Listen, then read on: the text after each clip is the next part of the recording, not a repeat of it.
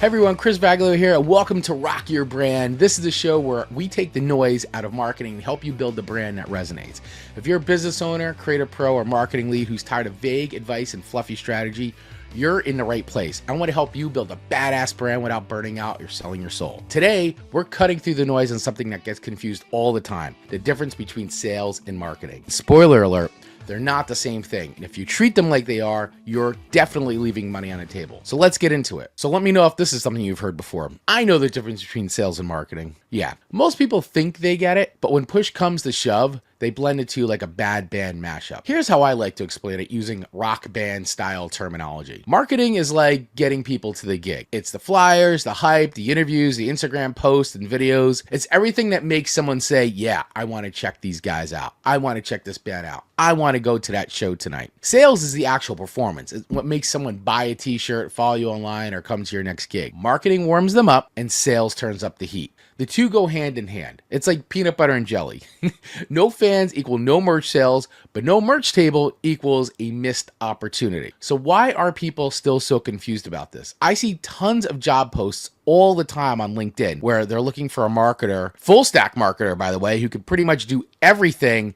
And then I also see business development and sales be part of those job listings. And many business owners expect their marketing efforts to close deals. And that's like putting a killer poster on a telephone pole and then getting mad that no one's bought a ticket yet. Or worse, they think that sales can happen without any brand awareness or relationship building. That's like cold DMing strangers and wondering why no one responds. You need marketing to create the vibe and sales to seal the deal. So how do we do this? Especially if maybe you're on a budget, right? So here's 3 quick budget-friendly ways to market your business. And this is great if you're a solopreneur or you're a small business owner and you're really working on a budget. So these next 3 tips are things that anybody can do to help bridge the gap between marketing and sales. Number 1, join a networking group or start your own. There's literally no shortage of groups that can join, whether they're in person or virtual.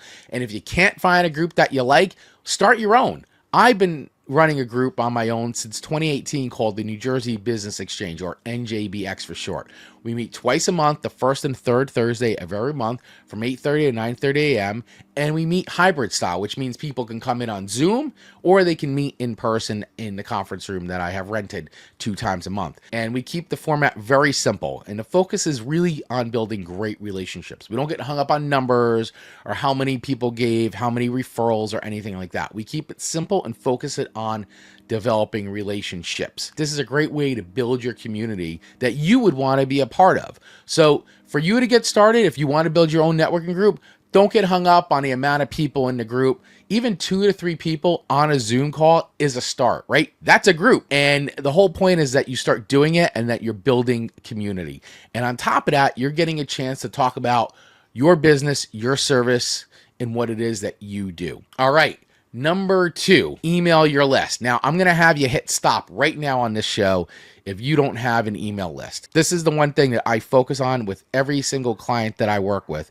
Emailing your list is key. And if you don't have a list, hit stop right now on this show and start putting your email list together. Everybody that you've ever talked to over the last 1 to 5 years should be on that list, including family and friends as well. If you're just starting out your list, you should be actively collecting your customers' data or prospects' data, name, email address, and if they're comfortable enough, their phone number, and you should be putting it all into a database. You can use an email client like MailerLite, that's the one I use, but MailChimp, ConvertKit, Constant Contact, those are all good. There's so many of them out there. But the point is you want to be talking to your people. You want to be letting them know what's going on with you, whether that's offering a tip, telling a story, sharing experiences. The biggest thing is you don't want to ghost the people on your list. This is a wonderful and easy way to stay top of mind with everybody in your network. And if they don't want to be on your list, they'll just unsubscribe. That's fine. But this is one of the easiest and cheapest ways to build brand awareness, to stay top of mind with everybody in your network, and also create conversions. And if all else fails and you don't have an email list and you don't want to get going, then what I recommend is maybe starting a Substack. It could be a great home base for you to put out content and create that monthly or weekly newsletter content. It's free, it's easy, and I've dropped a quick primer in the show notes on how to set up a Substack.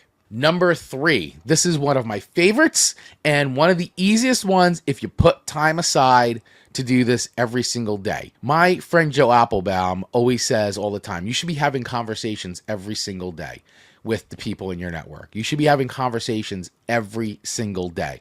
So how do you do that? Well, reconnect with people that you already know. Let's think about it. How many people have you met this year alone? I'll wait. Think of the number. How many people have you met alone this year, right?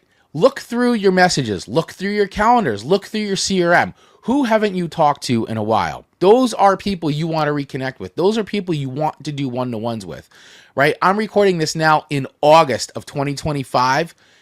January was 8 months ago. I met a lot of people in January, and I can guarantee there's a bunch of them I haven't reached back out to. This is an activity that you could schedule for yourself every single day for about 15 minutes a day and reconnect with people in your network. And it could literally be a simple note like this. Hey, name, put the person's name in there. Just thinking about some awesome people I've connected with. You came to mind. How are things going with you and your business? Would love to catch up for a one-to-one. Want me to send over a calendar link? It's simple, it's honest, and it works. These are simple, easy tactics that you can use to have these conversations. Every conversation you're having with somebody is opportunity to talk to them about what they're up to, what's going on, how you can help them, but then also how they can help you, right? We always want to lead with them first, and we always want to come from a place of authenticity and being honest and helping and serving.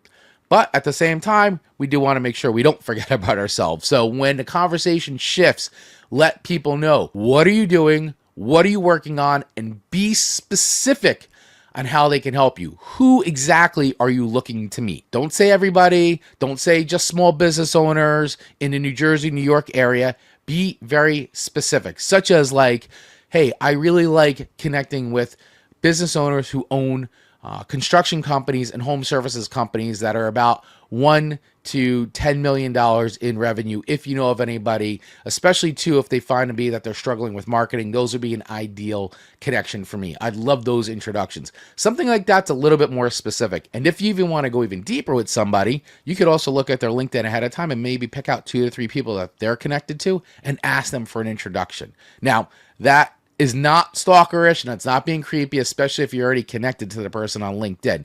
It's just being prepared and being very productive. Help people help you. And always remember, one conversation can unlock 5 more. So start here. So let's just recap, because I really want to make sure that you leave this episode understanding that sales and marketing are not the same thing. Now, that's not to say that a salesperson doesn't have marketing skills. In fact, a salesperson that has a very strong personal brand is a great asset and great resource to you. However, because they have a strong personal brand does not mean that they are a marketing person now for your company. It means that because they have a strong personal brand, it opens up doors and opportunities for them to have more discussions to close business. It creates better trust and better relationship for that salesperson to close deals because they have a strong personal brand. Because they're, I'm going to steal a quote here or a term from my friends over at Contractor Dynamics. They call those salespeople 5 mile famous. How to be 5 mile famous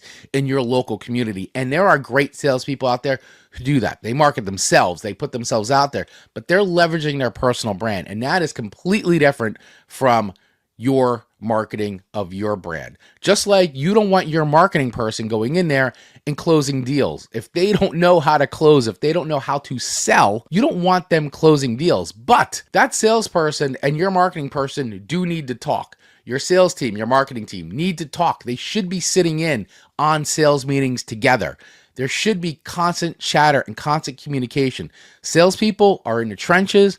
They're getting the firsthand feedback. They're hearing the objections from the clients. That information needs to be relayed to marketing. That is very important data that marketing needs to know about so they can create conversations, they can create communications that will help out the salespeople, right? You see how it works in hand. They need to work together, but are entirely separate entities, entirely separate things. So once again, sales and marketing are not the same.